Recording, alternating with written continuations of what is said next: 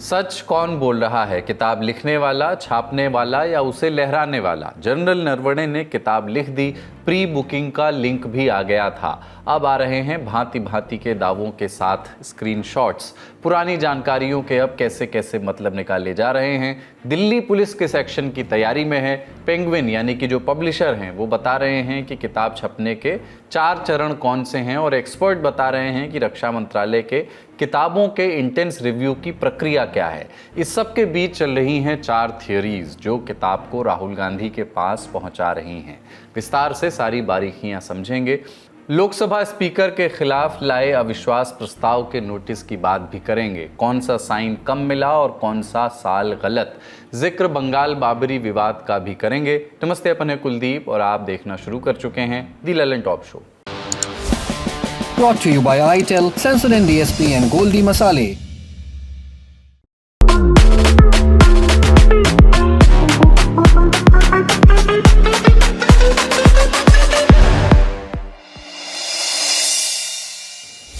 पूर्व army chief general Manoj Mukund Naravane की अप्रकाशित किताब 4 स्टार्स ऑफ डेस्टिनी पर विवाद गहराता जा रहा है। साथ ही मिस्ट्री भी, किताब छपी भी थी या नहीं, क्या डिफेंस मिनिस्ट्री से छापने की मंजूरी मिली थी या नहीं, क्या पब्लिशर पेंगुइन रैंडम हाउस से कोई गलती हुई या फिर मंजूरी देने के बाद सरकार ने पलटी मारी। सवाल इसलिए भी गहरा रहे हैं क्योंकि आज यानी 10 फरवरी को लोकसभा में नेता प्रतिपक्ष राहुल गांधी ने जनरल और पब्लिशर को आमने सामने खड़ा कर दिया। पहले सवाल पूछा कि सच कौन बोल रहा है, फिर जवाब भी दिया कि मैं तो जनरल पर ही भरोसा करूंगा। Here is a tweet from Mr. Narawane. ये देख लीजिए please. Can you read, sir, please? Manoj Narawane ji. It's a tweet that says, "Hello friends, my book is available now. Just follow the link. Happy reading. Jai Hind." This is a tweet that Mr. Narawane has made. You can look into the tweet. So the point I'm making is, either Mr. Narawane is lying, and I believe the army chief. Okay, I don't think he will lie, or Penguin is lying. Somebody needs to. Both cannot be telling the truth. आप जानते ही हैं कि अभी तक के budget session में general की किताब का मुद्दा लोकसभा में छाया रहा है। नौबत यहां तक आ गई कि विपक्ष की ओर से स्पीकर के खिलाफ अविश्वास प्रस्ताव का नोटिस दिया जा चुका है, ये आरोप लगाते हुए कि स्पीकर पक्षपात कर रहे हैं, राहुल गांधी को बोलने नहीं दे रहे। राहुल गांधी इस अप्रकाशित किताब की हार्ड बाउंड कॉपी संसद परिसर में लहरा चुके हैं। इसी अप्रकाशित किताब के PDF सोशल मीडिया और व्हाट्सएप ग्रुप्स में तैर रहे हैं। हम आपको बता ही चुके हैं कि कैसे राहुल गांधी ने लोकसभा में इस अप्रकाशित किताब के कुछ अंश पढ़ने की कोशिश की थी, लेकिन नियमों का हवाला देकर के उन्हें ऐसा नहीं करने दिया गया। संसद के बाहर उन्होंने आरोप लगाए कि जनरल ने ऐसी बातें लिखी हैं जो मौजूदा सरकार को फैसले लेने में कमज़ोर साबित करती हैं। मसलन 2020 के गलवान संघर्ष के दौरान जब चीनी टैंक भारतीय पोजीशंस की ओर बढ़ते चले आ रहे थे, तब जनरल नरवणे ने पॉलिटिकल लीडरशिप से आदेश मांगे। काफ़ी देर बाद रक्षा मंत्री ने कहा कि प्रधानमंत्री ने जो उचित समझो वो करने के लिए कहा है। यही आरोप विपक्ष सदन के अंदर और बाहर लगातार दोहरा रहा है। राहुल गांधी समेत विपक्ष का आरोप है कि इस मुद्दे पर मोदी सरकार पीछे हट गई। चीन को कैसे जवाब देना है, इतनी बड़ी जिम्मेदारी जनरल के कंधों पर डाल दी गई, जिसके बारे में जनरल ने खुद लिखा, I was handed a hot potato, मेरे हाथ में एक गर्म आलू दे दिया गया था। एक अंग्रेजी का मुहावरा है, यानी एक मुश्किल परिस्थिति में मुझे डाल दिया गया था।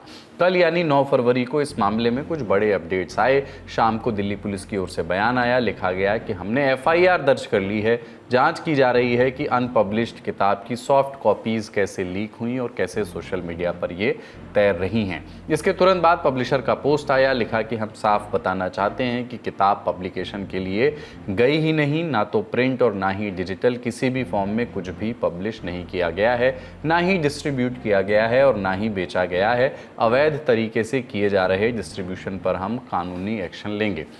पेंगुइन के इस पोस्ट के बाद सत्ता पक्ष ने राहुल गांधी को निशाने पर ले लिया। बीजेपी सांसद निशिकांत दुबे का पोस्ट आया, लिखा कि किताब छापने वाले ने कह दिया है कि उसने अब तक कोई किताब छापी ही नहीं। राहुल गांधी जी, आपकी मक्कारी सामने आ गई है।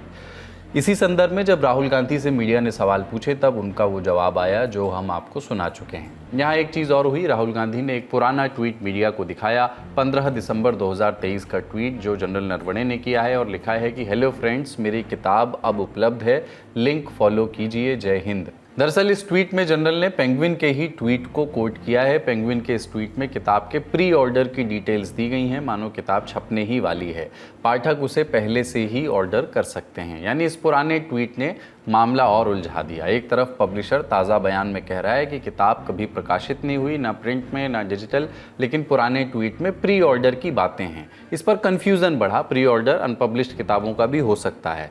कन्फ्यूज़न बढ़ा इस पर तो 10 फरवरी को पेंगुइन की ओर से एक नया बयान आया, जिसमें बुक पब्लिशिंग की 4 स्टेज के बारे में विस्तार से बताया गया। मसलन किताब की घोषणा, जब अनाउंसमेंट होता है, प्रकाशक की ओर से बताया गया कि एक किताब आने वाली है। किताब की प्री ऑर्डरिंग, ये किताब प्रकाशित करने की एक जानी मानी प्रैक्टिस है। इसका मतलब ये नहीं है कि किताब पब्लिश हो चुकी है। किताब की शेड्यूलिंग का मतलब ये है कि एक किताब को प्रकाशित करने की तैयारी की जा रही है। और प्रकाशित किताब, पब्लिश्ड बुक, एक किताब केवल तभी प्रकाशित मानी जाती है जब ये खरीद के लिए उपलब्ध हो। हालांकि इस सफाई के बाद भी सबसे बड़ा सवाल बचा हुआ है कि इस अप्रकाशित किताब की hard bound copy Rahul Gandhi के पास कैसे पहुंची। जो अब तक सोशल मीडिया पर, व्हाट्सएप पर तैर रही थी, वो पांडुलिपि थी। इंडिया टुडे की रिपोर्ट बताती है कि जब पब्लिशर की तरफ से प्री ऑर्डर का ऐलान किया गया, तब कई बुक स्टोर्स पर इसकी हार्ड कॉपी पहुंचाई जा चुकी थी, लेकिन रक्षा मंत्रालय की ओर से मंजूरी रोक लेने के बाद पेच फंस गया। इन किताबों को बुक स्टोर से वापस लाना पड़ा। इस संदर्भ में 18 दिसंबर 2023 की तारीख अहम हो जाती है, जब news agency press trust of India ने अप्रकाशित किताब के कुछ अंश, कुछ हिस्से छापे थे। इनमें जो उचित समझो वो करो वाला अंश तो था ही, साथ ही अग्निवीर स्कीम को लेकर के भी कुछ बातें कही गई थी। ये पीटीआई ने लिखा था, जो सरकारी समाचार एजेंसी है। वो लिखती है कि जनरल नरवणे के मुताबिक आर्मी की तरफ से प्रस्ताव दिया गया था कि अग्निवीर के तहत भर्ती होने वाले 75% युवाओं को परमानेंट किया जाए, जबकि सरकार ने सिर्फ 25% का ही प्रावधान किया। बाद में इसको बढ़ा दिया गया। सेना और सरकार के बीच अग्निवीरों की सैलरी पर भी बात फंसी। सरकार 20,000 रुपये प्रति महीना पर अड़ी थी, जिसे आर्मी ने 30,000 रुपये प्रति महीना करवाया। नया सेंसोडेंट डीएसपी नर्व्स को प्रोटेक्ट करे और एनामल को repair. Feel the relief with सेंसोडेंट DSP. एक और बात कि केंद्र सरकार ने अग्निवीर स्कीम को इस तरह पेश किया कि जैसे मूल सुझाव सेना की ओर से आया, जबकि जनरल नरवणे के मुताबिक, जो पीटीआई में एक्सर्प्ट्स उसके हिस्से छपे थे, उसके मुताबिक ये पूरी तरह से पॉलिटिकल लीडरशिप का फैसला था। चौंकाने वाली बात यह और थी कि अग्निवीर स्कीम में आर्मी के साथ बाकी दोनों सेनाओं को भी शामिल कर लिया गया। 18 दिसंबर 2023 को ये अंश किसी विस्फोट की तरह सामने आए। जिस तरह से मोदी सरकार अभी इस मुद्दे पर घेरी जा रही है, ठीक उसी तरह उस दौर में भी घेरी गई। अलग अलग मीडिया रिपोर्ट्स बताती हैं कि उस दौरान किताब के जनवरी 2024 में प्रकाशित होने की बात कही जा रही थी। हालांकि जनवरी में जानकारी आई कि रक्षा मंत्रालय ने उसका इंटेंस रिव्यू शुरू कर दिया है। आगे बढ़ने से पहले इस रिव्यू प्रक्रिया और नियमों के बारे में भी जान लेते हैं। 1954 के आर्मी रूल्स कहते हैं कि सेना में कार्यरत लोग अपनी सर्विस से जुड़ी किसी भी जानकारी को किसी भी तरीके से ना तो प्रकाशित कर सकते हैं और ना ही किसी और को जानकारी दे सकते हैं। लेकिन क्या ये नियम किसी रिटायर्ड अधिकारी या जवान पर लागू होते हैं? नहीं। हालांकि रिटायर्ड अधिकारियों और जवानों पर 1923 का ऑफिशियल सीक्रेट्स एक्ट लागू जरूर रहता है। इसके तहत वो ऐसी कोई भी जानकारी नहीं दे सकते जिससे राष्ट्रीय सुरक्षा, देश की संप्रभुता पर खतरा है या किसी दोस्ताना मुल्क से संबंध बिगड़े। वहीं किसी इंटेलिजेंस या सिक्योरिटी एजेंसी में काम कर चुके लोगों पर central civil service pension rules 2021 लागू होते हैं, जिसके तहत अगर किसी रिटायर्ड कर्मचारी को संस्था से जुड़े किसी भी पहलू पर कुछ भी प्रकाशित करना है तो ज़रूरी मंजूरी लेनी होगी। ऐसा नहीं किया जाता तो फिर पेंशन रोकी जा सकती है। इंडिया टुडे की रिपोर्ट कहती है कि आर्मी, नेवी और एयरफोर्स के रेगुलर अधिकारी इस कैटेगरी में नहीं आते, इसलिए रिटायरमेंट के बाद उन्हें ऐसी किसी मंजूरी की ज़रूरत नहीं होती। लेकिन रिटायर्ड अधिकारी और पब्लिशर खुद से पांडुलिपियाँ रक्षा मंत्रालय को भेजते हैं। इसके बारे में लेफ्टिनेंट जनरल KJS ढिल्लो, जो रिटायर्ड हैं, उन्होंने इंडिया टुडे टीवी को विस्तार से बताया था। मसलन अगर आप सेना के संचालन से जुड़ी जानकारियों पर कुछ लिख रहे हैं तो पांडुलिपि रक्षा मंत्रालय के पास भेजनी ही पड़ती है, जिसके बाद 3 स्तर की स्क्रूटनी होती है।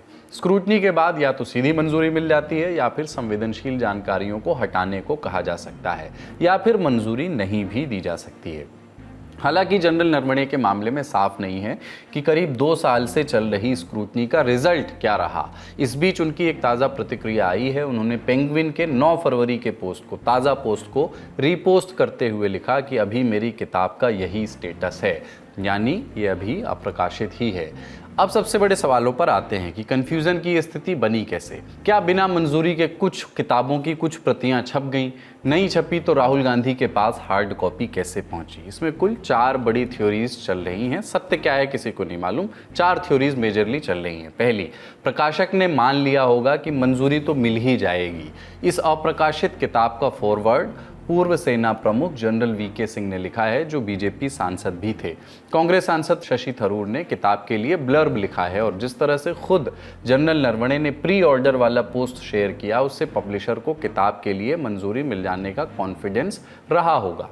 दूसरी, शायद रक्षा मंत्रालय की ओर से शुरुआती मंजूरी मिली भी हो, लेकिन कुछ अंश छपने के बाद इंटेंस रिव्यू का फैसला लिया गया हो।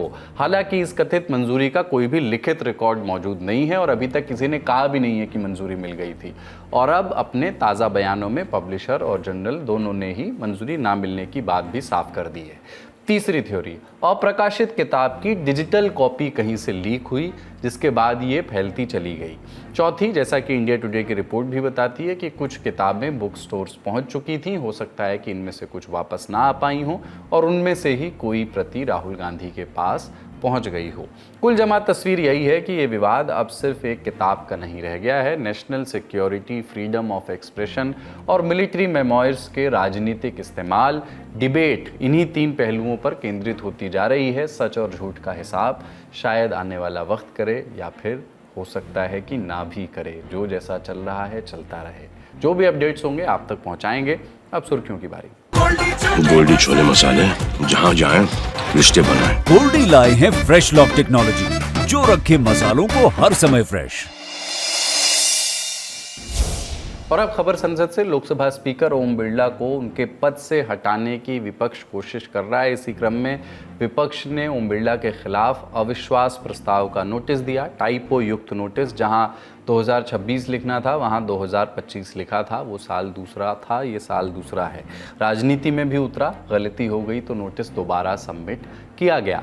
लेकिन यहाँ भी विपक्ष एकजुट नहीं दिखा। नोटिस पर 118 सांसदों के हस्ताक्षर हैं। कांग्रेस के अलावा सपा और डीएमके के सांसदों के साइन हैं, लेकिन टीएमसी ने इससे खुद को अलग कर लिया। टीएमसी सांसदों ने साइन करने में संकोच दिखाया।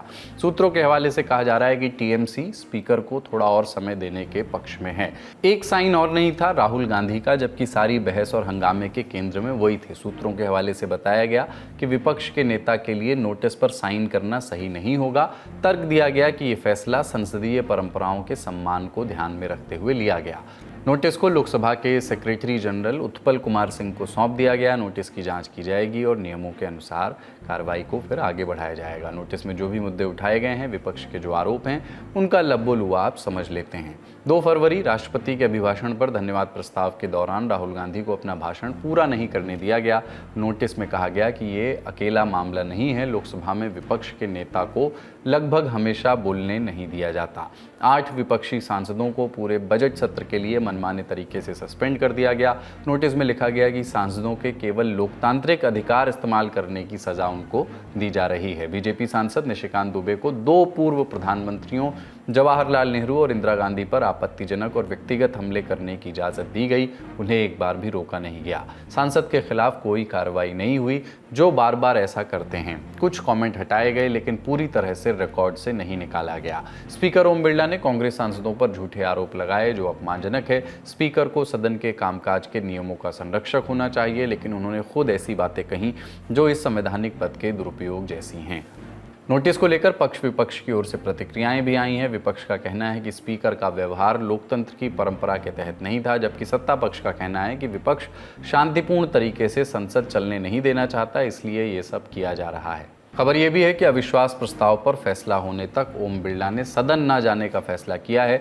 बजट सत्र के हालिया सेशन का आखिरी सत्र 13 फरवरी को होना है। इसके बाद संसद की कार्यवाही 8 मार्च से शुरू होगी। अविश्वास प्रस्ताव पर 9 मार्च को चर्चा हो सकती है। अगली खबर, बाबरी मस्जिद एक बार फिर से खबरों में है। पश्चिम बंगाल के मुर्शिदाबाद में विधायक हुमायूं कबीर ने बाबरी मस्जिद बनाने की घोषणा की थी, उसकी दोबारा एक रेप्लिका बनाने की। खबर तब भी बनी थी, फिर आया था उन्हें टीएमसी से निकाले जाने का आदेश, लेकिन हुमायूं कबीर रुकने का नाम नहीं ले रहे। 11 फरवरी दोपहर 12 बजे पहली ईंट रखवाने की तैयारी में हैं। विरोध में उत्तर प्रदेश के लखनऊ में पोस्टर लग गए, लिखा था हुमायूं हम आएंगे, बाबरी वहीं गिराएंगे। साथ ही उत्तर प्रदेश के कई जिलों से विश्व हिंदू परिषद के कई कार्यकर्ता मुर्शिदाबाद के लिए निकले। लखनऊ से चले इन कार्यकर्ताओं को पुलिस ने रोक लिया। इससे नाराज कार्यकर्ताओं ने हाथ में भगवा झंडा, कुल्हाड़ी और फावड़ा लेकर करीब 2 घंटे तक प्रदर्शन किया। इस सबके बीच यूपी के सीएम योगी आदित्यनाथ का भी बयान आया। बाराबंकी की एक सभा में बोले, कयामत के दिन तक बाबरी ढांचे का दोबारा निर्माण नहीं होगा। कयामत का दिन तो कभी आना ही नहीं है और इसलिए बाबरी ढांचे का पुनर्निर्माण कभी होना ही नहीं है। जो कयामत के दिन आने का सपना देख रहे हैं, ऐसे ही सड़ गल जाएंगे, कभी वो दिन आने वाला नहीं है। आज का ललन टॉप शो यहीं तक। अपना और अपनों का ख्याल रखिए, देखते रहिए दी ललन टॉप। शुक्रिया, शुभ रात्रि।